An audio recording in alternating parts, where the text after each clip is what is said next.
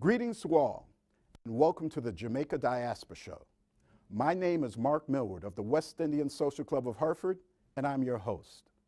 The Jamaica Diaspora Show is aimed at providing viewers with coverage of diaspora news and activities in a variety of areas, including business, arts, health, education, entertainment, politics, immigration, trade, and investment. Our first show featured an exclusive interview with the Most Honorable Andrew P. Holness, Prime Minister of Jamaica, who talked about the Economic Growth Council and harnessing the power of the diaspora. Tune in for more coverage in the future on the activities of the Economic Growth Council and diaspora engagement. Hartford, Connecticut is the third largest population of Jamaicans in the United States, behind Miami and New York.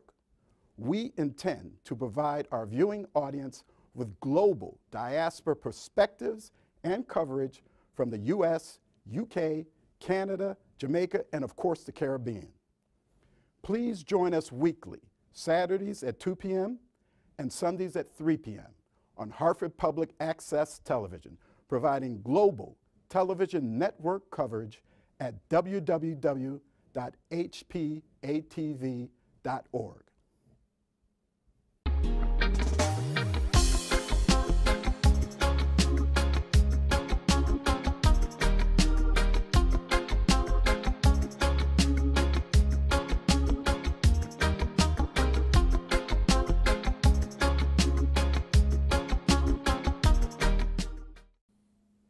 Welcome back to the Jamaica Diaspora Show.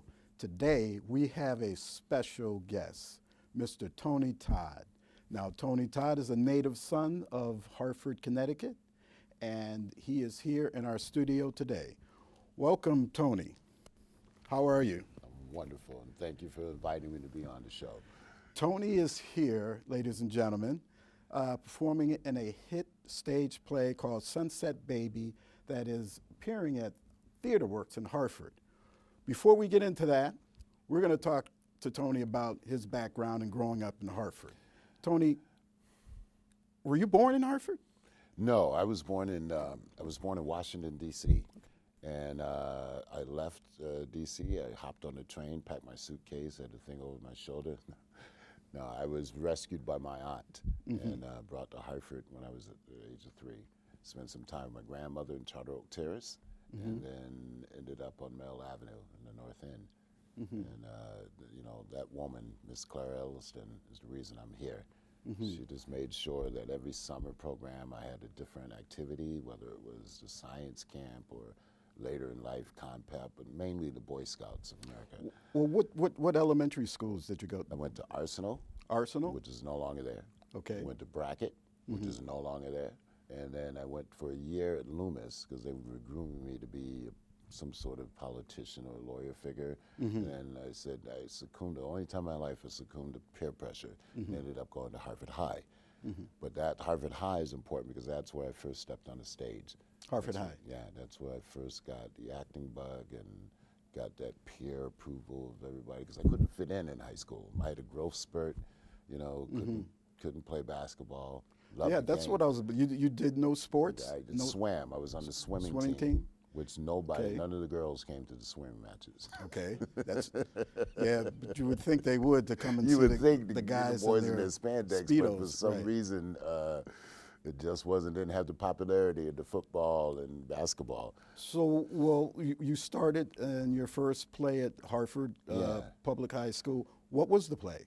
It was called The Curious Savage. I remember an English teacher gave me a copy of The Tempest because she saw me floundering. I was told I had 6 inches in 1 year. I was smashing the lockers and stuff, and you know, avoiding the gang conflicts that were going on in Hartford. And she handed me a copy of The Tempest. I think you should read it because she knew I was a avid comic book reader. I see. And it felt like a graphic novel to me, even though that was before graphic novels came out. And the next thing you know, I was hooked. I kept following around, wanted to go to the drama class. First show I auditioned for, I didn't get a part, but she made me the curtain puller.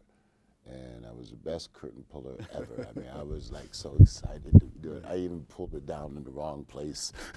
You were one time. overdoing I it. was just ambitious, man.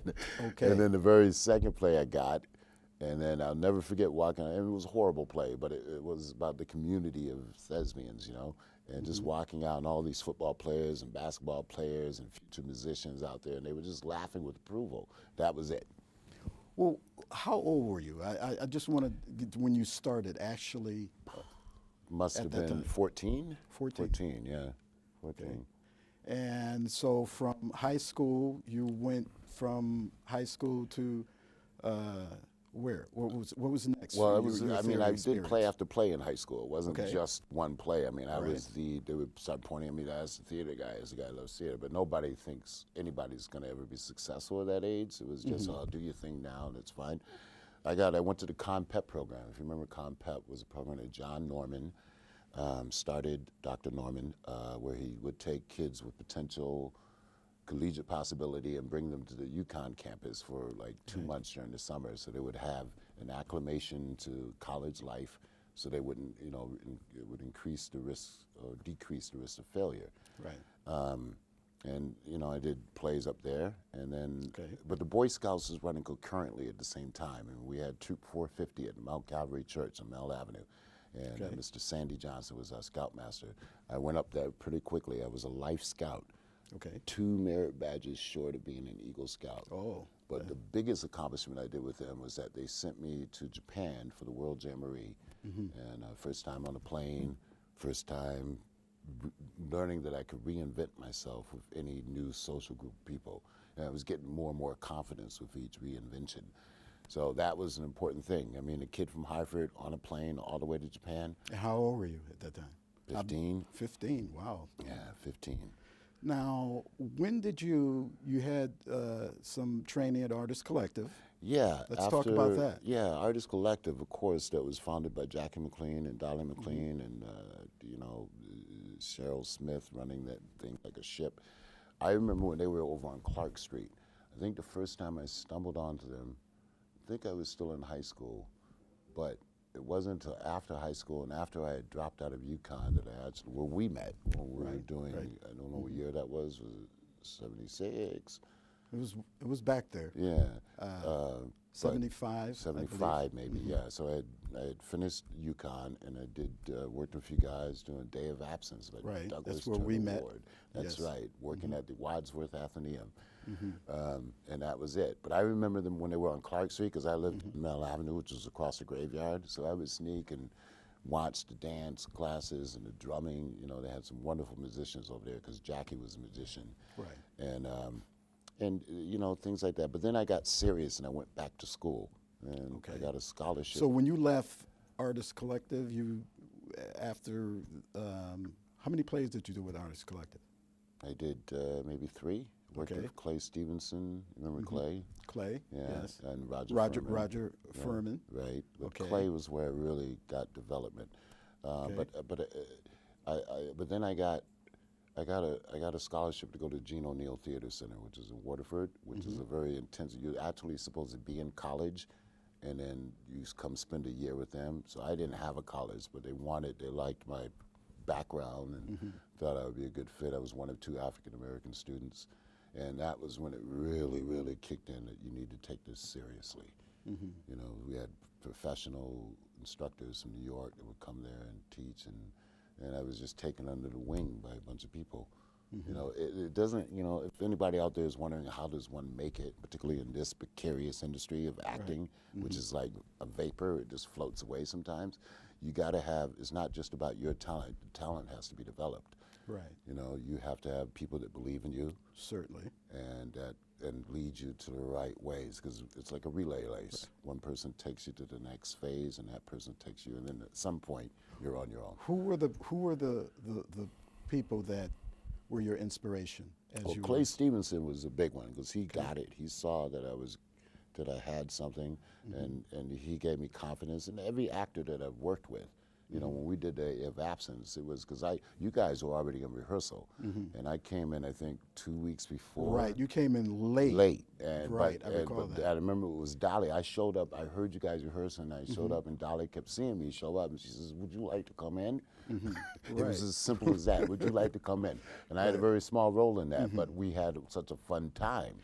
Okay. You remember? And we did, but Yeah. actually, you know, my recollection is that you did come late, but apparently you were doing plays before you came to Artist Collective. Yeah, you because had I a- had a had solid, that. I was when I dropped out of UConn, I stuck around the campus, and there was a theater there. A man named Jerry Rojo who created this beautiful environmental theater space called the Mobius Theater, and I did like 3 shows there. It was the first time I ever did Sam Shepard, so I knew, you know, that I wanted to do this. I got a lot of cops in my family. At the time, I had like 3 people who were homicide detectives in New York. They would come to Connecticut twice a year, and I couldn't wait for them to come because I knew they were going to regale us with stories and just, you know, that big city life. And I remember one in particular, Cousin Edward. He was, you know, he was a Scotch drinker and he wasn't supposed to, so he would remedy that by mixing it with milk. And then he would tend to, like, he would proceed to tell me stories. And he really wanted me to be a cop. But he also knew I wanted to be an actor. He said, well, when you get done with that, you know, there's always be a job for you at the precinct. And my aunt never wanted me to do that. So she wanted me to be a lawyer, but she was okay with being an actor. what about the impact Roger Furman had on you? As you, I know you said Clay Stevenson Yeah, had well, had a Roger lot. was director Day of Absence, and he was, I mean, you know, when did Roger pass? I'm not sure. Yeah. I'm actually not sure. Yeah, because my only experience of him was doing that. I mean, Okay. he would point at me and say, "You got something, kid," you know, da da da. But I didn't, not as much as Clay did with that whole Artist Collective environment. But Jackie was also important because Jackie got it, and Dolly was such a mother figure to us all. Right, true, She was like the yes. queen priestess, Yes, you know, yes. and is Great still. respect for Dolly McLean. Yeah, how about that? Yes. And she's still Yes. active. Artist Collective is still going. I'm still trying to get over there so I can talk with him and figure out some sort of plan of action for the upcoming future. You know, there's another play. Well, we're skipping ahead, but But no, well, there's another play that I've been working on for about 2 years now called Ghost in the House. It's about Okay. Jack Johnson, the first African American heavyweight champion. And but this particular play focuses. He died at age of 67, and we start with that, and it goes backwards over his life and his. You know, the man spoke 5 languages. He spent 10 years in exile because he married a white woman and was champion of the world, and they couldn't take Right. that. Right. And just Right. you know, was an inventor, was a musician, just a Renaissance man that not many young black men know about. And so we've done it in L.A., we've done it in Pennsylvania. So I had approached Artist Collective 2 years ago about bringing Ghost in the House to them. okay. But they're financially strapped. So Okay. we've got to figure out a way how to do that. Well, that's something that we need you to come back Yeah, and do yeah, something for us that's- here. that's what I wanna That would do. be great. Sunset Baby, what we're working on now, is a wonderful play. It's great. It allowed me an introduction to not only Connecticut again, but Hartford and Theater Works. Well, let's talk about Sunset Baby. So, Tony, Yeah. tell me now. I want to talk about Sunset what we're doing Baby. now, yes, of course. But you were doing another play. I wanted to. Well, we were Catch. doing the Ghost in the House, the Jack Johnson thing, but that's in the future. I just wanted one more thing I did here in Connecticut in Okay. between finishing school, because after the Gene O'Neill, Larry Eric, who's still alive, he's in his 90s now, he's a major director on Broadway theater. One night he came around and he says, "I need you in my new program I'm starting," which was at that time Hartman Repertory Theater Company, and then we spent 1 year there and then went to Providence, Rhode Island at Trinity Rep. And that's when it was like theater from 8 in the morning to 12 at night. I mean, literally working on 7 different scenes, acting, you know, just being totally schizophrenic, but throwing yourself into it, living on $50 a week. We were waiting for every time a play opened, we'd line our pockets with little plastic bags, you know, they brought out the cold cuts, and we'd have food for about 3 or 4 days, but we didn't mind, it didn't matter. Right. I graduated from that, and instead of going right to New York, I came back to Hartford. And I ran, me and my wife at the time, Fatima Cortez, such a strength, appealed to a grant to the mayor and the Connecticut Commission on Arts, and they gave us money to start a theater troupe on Windsor Street at the old Windsor Community Center. And they gave me a list of incorrigible kids, and I selected 20 of them. And for 2 years, we met from Monday through Thursday, from 5 to 9, would shuttle them home, made sure that they had a safe place. And we only lost one student in that time. Ended up with a commendation by the mayor at the time. Who was the mayor at that time? Was it Kerry? Okay. Yeah. Kerry Perry? Yeah, and it was wonderful. We did 2 productions, but it was more about the training of the kids and giving them something to do after school. And also for me, I had just got my master's, so I was learning by teaching, teaching what I had learned. And then I remember the last day we said goodbye to them. We got into a broken down Saab and drove to New York City. The car broke down on 158th Street. We were heading to 152nd. And that was my first night in New York. Next day, I picked up the Village Voice. It was an audition for this company called Working Stage Theater, and got my equity card within 2 weeks. What year was that? This is '82. Okay, because I'm trying to get a timeline on you, because you have this theater background. Yeah. You are known as and I think you did receive a Lifetime Achievement Award. Yeah, but the life isn't over yet, so I'm a little leary about those. Yeah, and well, we've gotten so you're a living legend. So I don't know let's look about at it that way. Well, I know I work hard. Coming from 197 credits. Thank you. Coming from West Indian background, you would appreciate that. It's all about the work ethic. Yes. Okay, sir. And there's always a better job. When I finish talking with you, I'm driving right to New York tonight, meeting with some people at 10:15 in the morning for yet another job. And the fact that I have to go there, even though I've worked with all of them before, is okay. Well, that's okay. that's good. It's great. It's always wonderful. It's an adventure, right? Because you got to keep the adventure. If you don't, if it's just, oh my God, what am I going to do? Am I going to Facebook and I find something? You have to. It's like a treasure chest. You have to know where the pot of gold is, and then you got to figure out, like any good adventure game, you got to figure out how to get there. Well, I want to talk about this venture that you're on with Sunset Baby. Yes, please. Right? Yes. You need to be able to see these folks for the human beings that they are, and be able to hear and pay attention to the universal themes, not just the fact that like it's a black man on stage in a hoodie and he's talking about shooting people. You know what I mean? Like, look a little deeper than that and like actually see, what is he really talking about? You know, like, what's the pain that's coming out of that? What's the fear that he's talking about? Is he talking about being alone? Is he talking about how he loves this woman and he never wants her to leave her? What is he really saying? Because it's that level of attention that, like, I feel like, would force a lot of us to realize who we are as a nation. Like, there's a lot of miscommunication going on even in the country, and miscommunication is like a huge theme in the play. And like, I see that continuing when people come and see it, and afterwards they have all these questions, when it's like, maybe you should come and watch it again, but watch it again and just listen a little harder.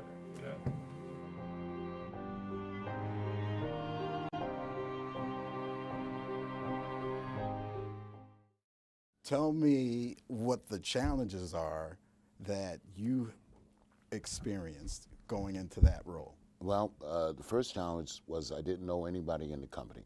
I never worked with a director before, never worked with my 2 extraordinary co-stars, Brittany Belazar and Carmen Bird. Never worked with them before. Our director is Reginald Douglas.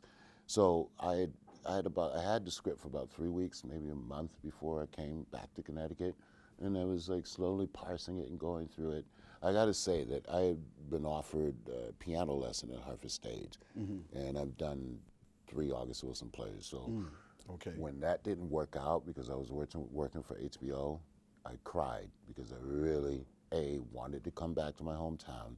Harvard Stage has offered me 3 plays during my career, and all of them I've had to pass on. You've had to pass on them. So this was your opportunity. That was my opportunity, but I couldn't do it. They couldn't. It was a matter of 2 days, and they couldn't work it out. And so I, dried up the tears, went back to work, but then out of the blue, I get this video Skype session with Rod Ruico, the artistic director of TheaterWorks, and within an hour of that Skype, they made an offer. And so we cleared the decks. Okay. We gave up some things. That you were working on. Yeah. Well, just gave up some Or things that I postpones. could have Okay. done instead Okay. of doing this, and gave up the house. We have 2 cats that are still back there, and hired a cat sitter and left the seasonal weather to come back to the dead of winter. All right, but here's my question for. Okay, so for those who haven't seen Sunset Baby, tell us about it. Tell us what it's written by Dominique Morisseau, a wonderful writer and actress. She's currently working on Shameless in the writing staff. It's been done. It was originated in London, and then it was done in New York. And it's a 3-character familial drama. You got a father-daughter relationship. You got the daughter-lover relationship, and they're all intertwined. And you know, it's filled with poetry. The language is sparse and sometimes dark and deadly, as you know. And but it's all truthful. My character, I'm a former black activist, and so I had to do a lot of research. And Hartford, you know, was a groundswell for the black political movement. Right. So I found all this information. It's wonderful what Google can do for you these days. Of course. You know, any actor worth his salt, if you just get a script, you can't just take it at script value. You have to dig deep. And I found out all those secret FBI files that the Hartford FBI chapter had done on the Black Panther movement, which is like a phone book full. And that just helped me get information.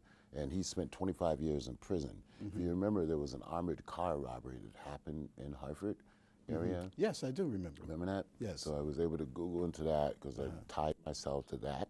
And he spent 25 years in prison. And the cost of that was that he lost the development of his daughter. Last time he saw her, she was 3 years old.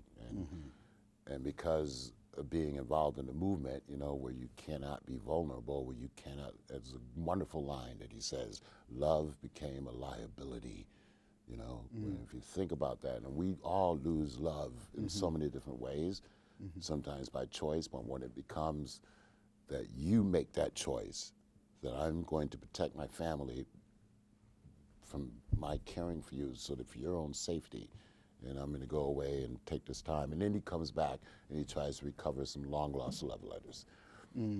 Now there was I recall there was a scene in the play where your daughter wanted you to express love for her mother, and so what was the challenge there, and you're not being able to, or your character not being able to get out those words. That's one of the toughest scenes in the play. I have a daughter and a son. My relationship with them is totally unlike this. So, but I know what it's like when someone wants to ask you for something, for whatever reason, you're not capable of giving it. And so every night, you know, my own daughter came to see the show yesterday, and it was important to me to know how she felt, that she got that.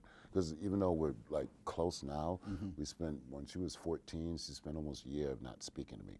So that's what I tried to pull on to get to this way, but I finally got past that. And you have to, as fathers, we have to chip away, and try different tactics until we get them to, you know, come to at least a pathway to communication, if not the total understanding.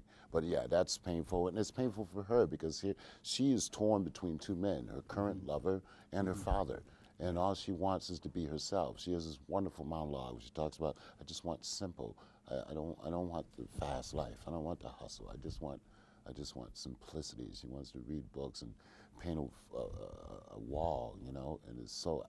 You know, people think when we're off stage that we're just chilling out, laying on a bed, but I know what I'm doing. I'm listening to the play because the information that they say, even though my character may or may not know it, is important, you know, because for you as the audience, it's a relay race.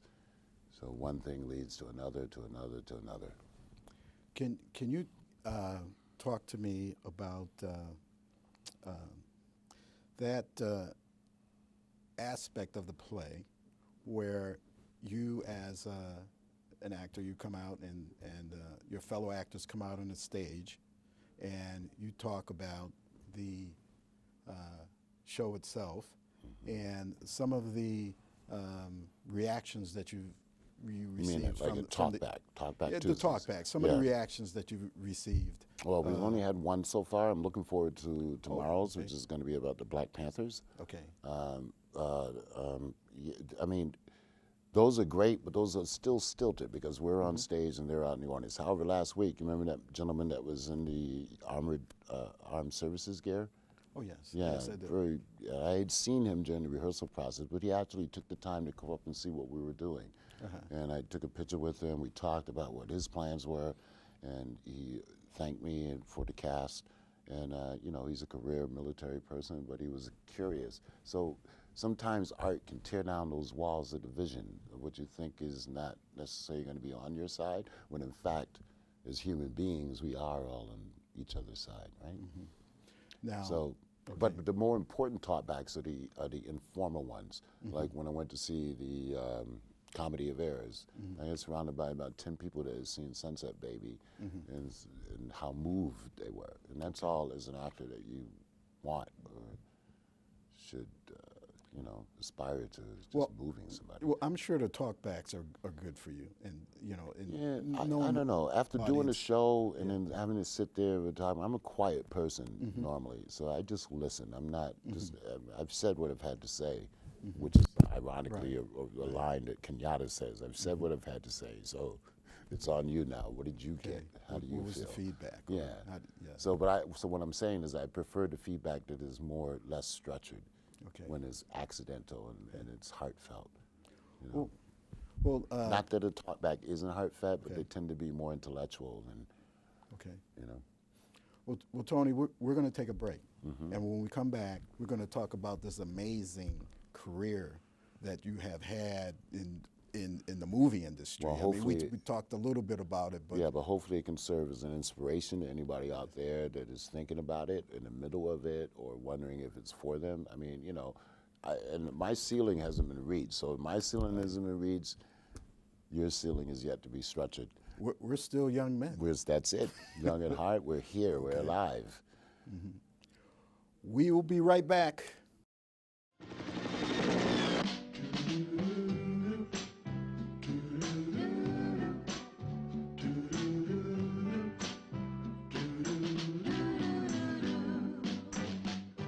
People say I'm the life of the party 'cause I tell a joke or two. Although I might be laughing loud and hearty, deep inside I'm blue.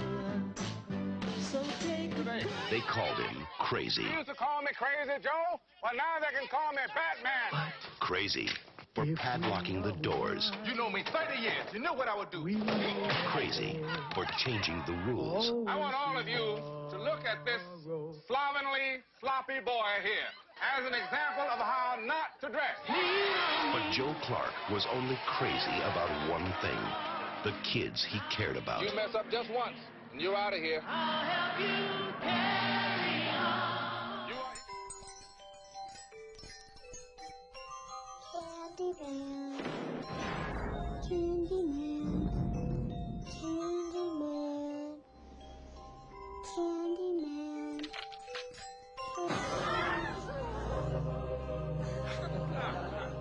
Candyman, flesh and blood? I'm afraid not. But he lives in the mirror.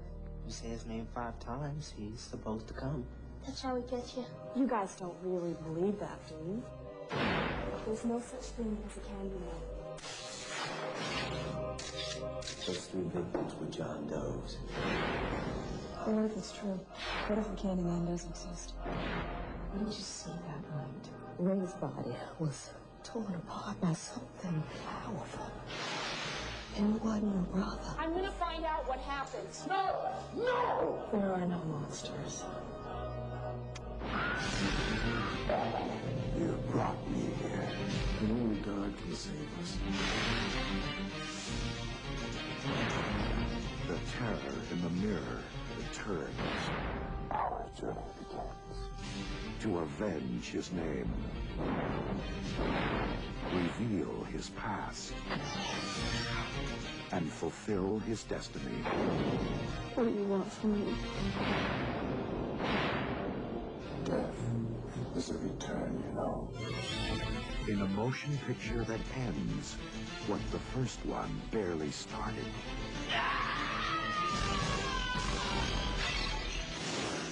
Candyman, farewell to the flesh. Sensors picking up asteroidal debris ahead, Commander. Can you identify the coordinates, Mr. Worf? Bearing 001, mark point 03, range 300,000 kilometers. Excellent. Please scan the asteroid field for me, Lieutenant, and report. Approximately 2,000 small objects. None directly in our flight path, sir. So no course correction is necessary. Is that what you are saying? It should not be needed, sir. Very good, Lieutenant. You handled that well. Yes.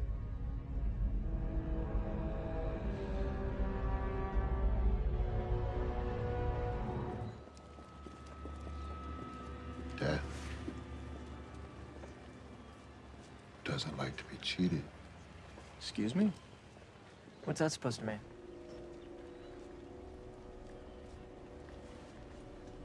You all just be careful now. Okay. Thanks for the advice. Creepy guy. I'm an admiral. I'm right in line to be a defense secretary. I have ambitions of that nature. I'm a hands-on leader. I run this immense battleship, which is the #1 battleship that protects America from dangers both internal and external. I hand select my men. I have supreme trust in them, and I don't ask them to do anything that I haven't done. You know, I was actually flying missions during 9/11. So the men respect me and trust that, and I rule with a strong hand. You're welcome back, Pipe. What do you want from me? There's a few loose ends that we need to tie up. Where's my money? You really think I would try to rip you all off?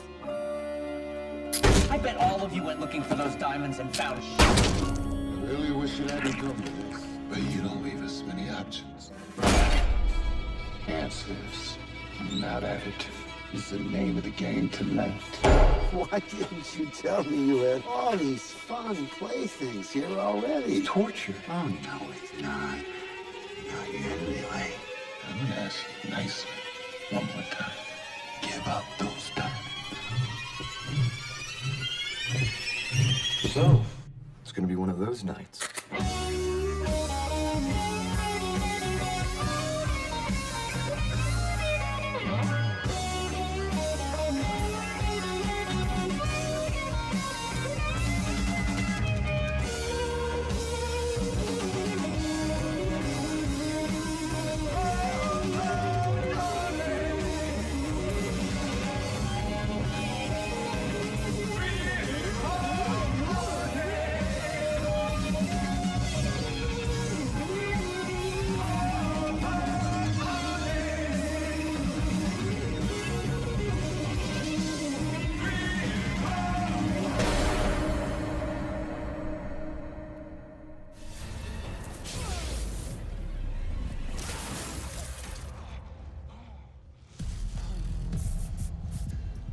What do you want from me? Everything.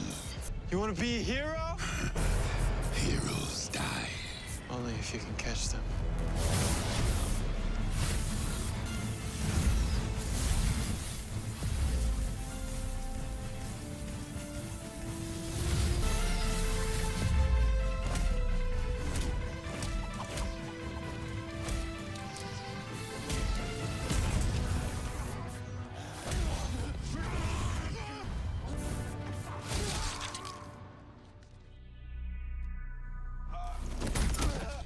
Never forget.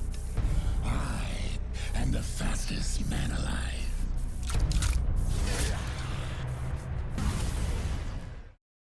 And we're back with Tony Todd, Harford's native son.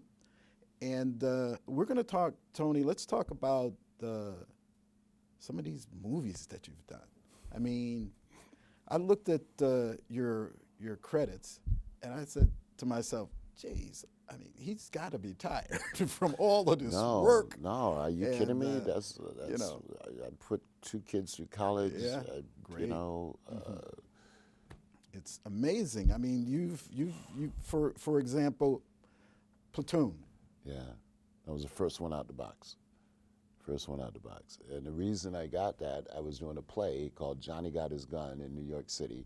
It was Dalton Trumbull, about a former service person who all of a sudden wakes up in a hospital and he realizes he only has a head left. And Oliver Stone's people saw that, brought me in for a meeting, and on a Saturday, and Monday I had the job. And my aunt, Aunt Clara, when I called her up, you know, back then you had the bells are ringing, paging system, and you had to have quarters in your pocket. I called her up, I said, guess what, I'm doing a movie. Yes, baby, oh, ciao.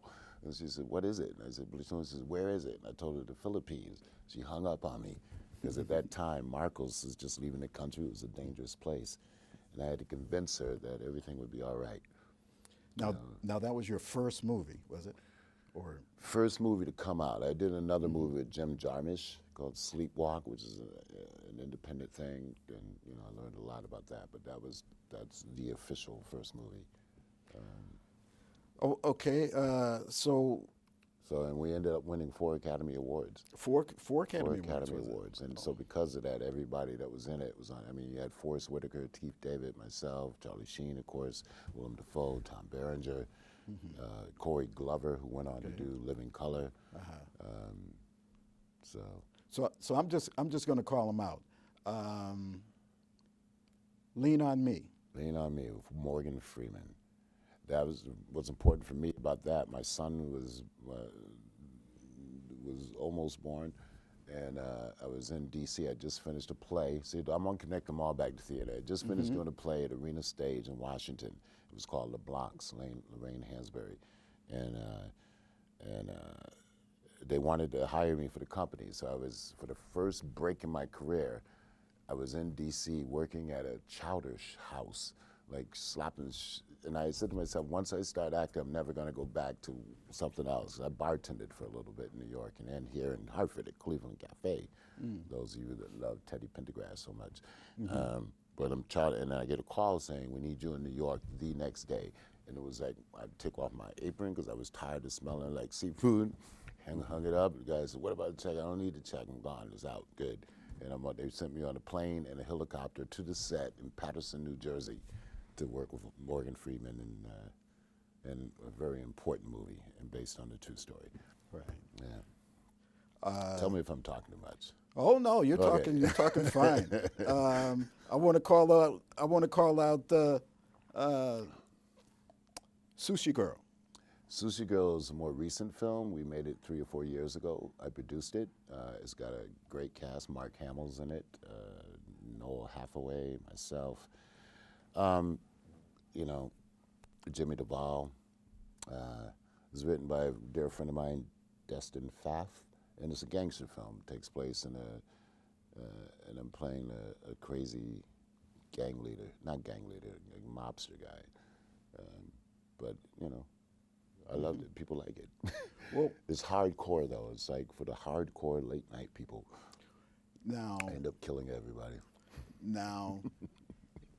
You are known primarily. I mean, I've identified these few movies, but you have made quite a reputation in the horror film industry. You know, I always bristle at that because I don't like that limitation. I will honestly say that maybe a third of the films I've done are horror, but not all of them. But the reason that you're as my dear friend Stan Shaw, who was in Boys of Company C, tells me, we just did a film together called Drive Me to Vegas and Mars, which is much more important. But he told me, he says, you know, Hollywood is a weird animal. Once you play a color well, like say you know how to play blue, right? They don't want you to play yellow. Yeah, I understand. They want you to play red. They want you to play blue. Now I've been able to buck that 10 because whenever they keep sending me the same kind of script, then I tell my manager Jeff Goldberg, Find Me Theater. Okay. And that's how we break that, and we get revitalized. But a man can't, I'm dealt a certain hand, I'm gonna play that hand. You were dealt Candyman. Yes. Yes. And I'm good friends to this day with the director. Here's a lesson to all you actors out there. Try not to burn bridges, okay? Because John Huston and Humphrey Bogart had this wonderful relationship that spawned 5 different movies. The more you work with the director, the more you're gonna be able to just shortcut through the BS and just get to whatever's needed for that particular scene. So Bernard Rose and I have done 3 films together. Yeah, Candyman was a ground changer. I didn't think, he told me it was gonna be big. I didn't, I said, I think it's a job, let's do it and do it right. I knew when I read the script that because of the bees and the way that he had interposed it into Cabrini Green and the sort of, that it would have some sort of impact.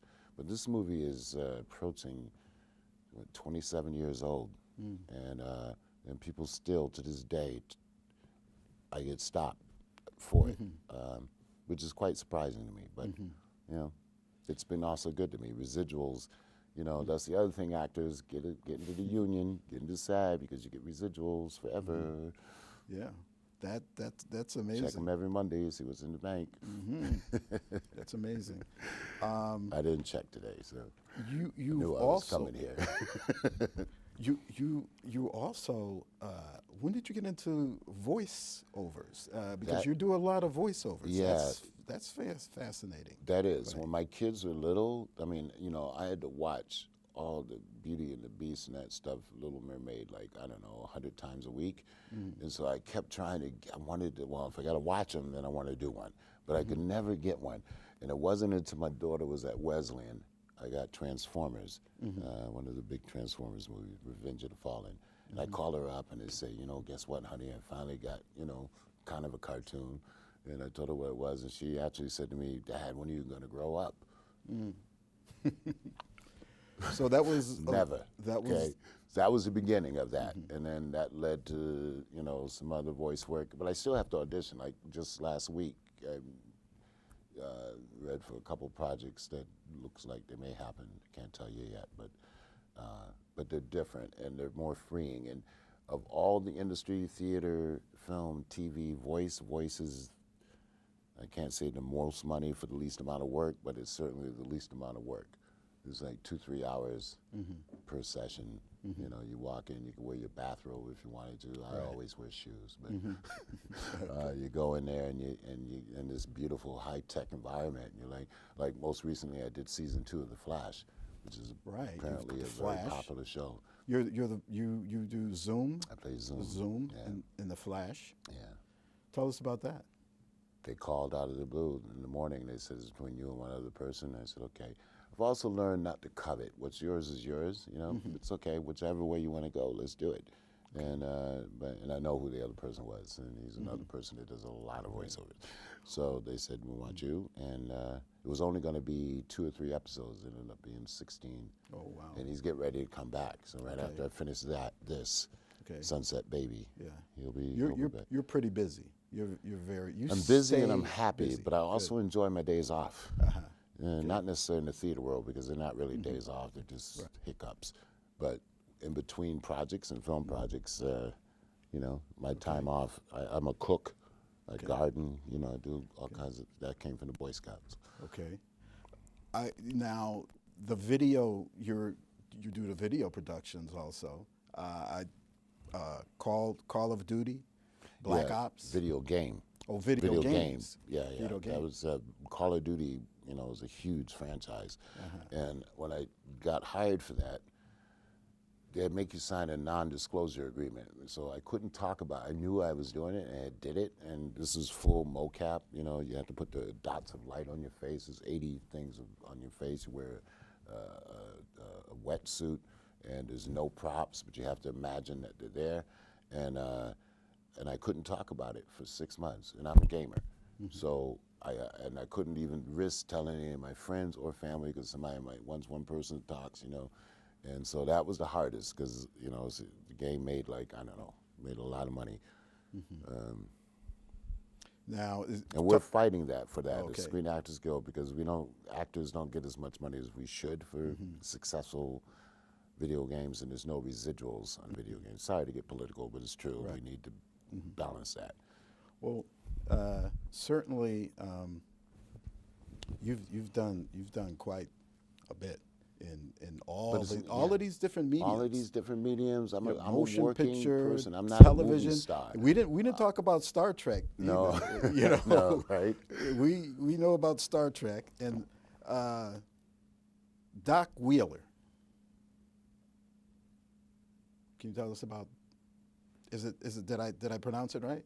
Doc Wheeler? Oh, Doc Wilder. That's Wilder. I thought you were bringing up a person that was influential to us. Doc Wilder. Doc Wilder is a famous beach that's in California, and so every now and then I try to help out some graduate students, and I worked with a graduate student from ACT, not ACT, the American Film Institute, and he gave me the script, which was, I thought, brilliant. And it's only 20 minutes long. It's a short, but it went on to win several awards. Okay. And I play a sanitation supervisor of these kids that come that have parole violations or whatever.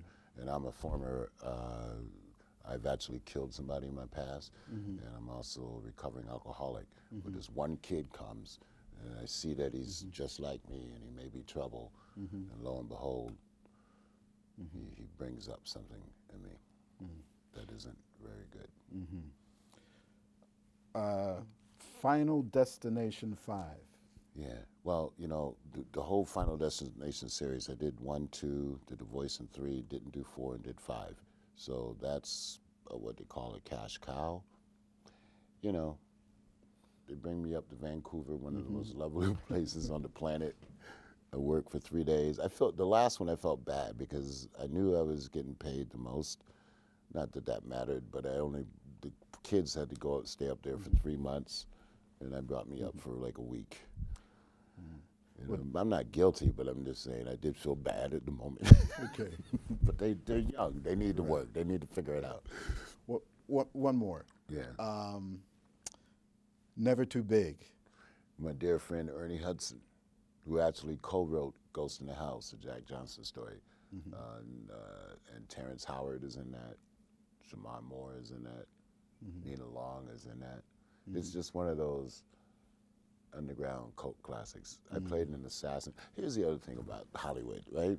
In addition to playing killers and stuff, they like to think that I'm a heavy, that I'm a killer. Anybody that knows me from my time in Hartford knows that I was probably one of the most gentle people that you'd ever That's how I encounter. remember you. Okay, that's it. I was a Boy Scout, but I guess because of the height and the training and the voice, they try to But if you notice very carefully on my stuff, I never played the same character twice, you know, unless it's a sequel or something. But you know, I try to, and like I said, when I can't fool them, I go back to theater, which was much more accommodating and much more liberal, you know, and therefore freeing. Like this thing I'm going for tomorrow, you would never in a million years guess what it was, and I wish I could tell you, but they've already made me sign a non-disclosure. In a million years, you wouldn't imagine that this was what I'd be doing. Well, Tony, I'm very proud of you, and I'm proud of you, man. In fact, Hartford is proud of you. I hope so. I've been trying to We are make very, inroads very in proud of Hartford. you. I've been trying to visit the North End, and I've been finding doors shut in my face. I've been talking to Artists Collective since I've been here, and I know we're going to sit down this week. Well, we're also you're going to be raising some money for Artists Collective. Yes, you want to tell us about that? Yes. We're having a special night for them. What night would that be? The 15th. 15th, and which is very important. It was also connected to Fox News or station. And that's going to be important. Yeah, there may be some trouble there on the board or whatever, and I just want to make sure. I mean, they got a beautiful building over on Albany Avenue, and let's keep that because that's one of the bastions of hope on the avenue. We're this is an effort to raise funds for them, and some of the proceeds from the play will go towards the Artist Collective. I think that's great. I think wonderful. that's a great way for you to give back. And then also that group that I just talked to before I came in here, the Women Against Violence. I mean, how empowering is that? Right. All of these women have lost someone, you know, we're old enough now to have lost people. Right, certainly. And certainly people that shouldn't have been lost, right? You know, it still hurts me to this day about my aunt passing. I'll never forget how and when that happened. It took me 3 years to be able to come back here after that happened. Oh, I'm sorry. Yeah, it happens, but you know, but now I'm okay. Now I'm gonna also, before I leave, I'm getting her a new monument and stuff. Oh, that's great. That's Yeah. great. Great, great. Yeah. Well, I'm again telling you how proud Hartford is of you. We had 12 to 15 Hartford High School alumni come the other night, Thursday. Oh, great. I know That's another great. group is coming on the 7th. So we're reaching out bit by bit. And I don't do Facebook, so this is all through the wonderful marketing team at TheaterWorks, through word of mouth, through doing a good show. Because without a good show, the word wouldn't be getting out. Well, let me tell you that, you know, this show is aired globally. It's aired, you know, U.S., U.K., Canada. It's called the Jamaica Diaspora Show, but it's not exclusively for Jamaicans or Caribbean people. In fact, you do have a Caribbean connection. Tell us about your Caribbean Yeah, well, connection. my aunt's husband at the time when they rescued me, his name was Leo Elliston, and they took me in, and but then unfortunately they divorced within 3 years of my being there. I don't think it was my fault, but he was a carpenter, and he just gave me the value. I never seen that much hot sauce used and spread in my life, and he was a carpenter, but he was trying to. I mean, I'm only 4, and he would like take me in the basement. And he says, I want you to separate the screws and the nails from each other. I'm going like, what? But I would try to do it, but he was never satisfied. So he was my first male figure that was never happy. You know what I'm saying? But that was instructive to me because you can't please everybody. And I knew right away that I would never be a screw separator. It ain't happening. Yeah. Right. But I learned from the value. I remember one time I was in the bathroom and I was playing on one of those towel racks. I'm trying to swing because the comic books. I'm thinking and I broke it, right? And I came out and I lied. I don't know what happened. He was a detective. Walked me in there. See, you can take some pressure on that because you fucked up. You messed up the screw. That's what it was. Well, Tony, I could talk to you much longer than this hour is permitting us because you've got such a incredible body of work behind you.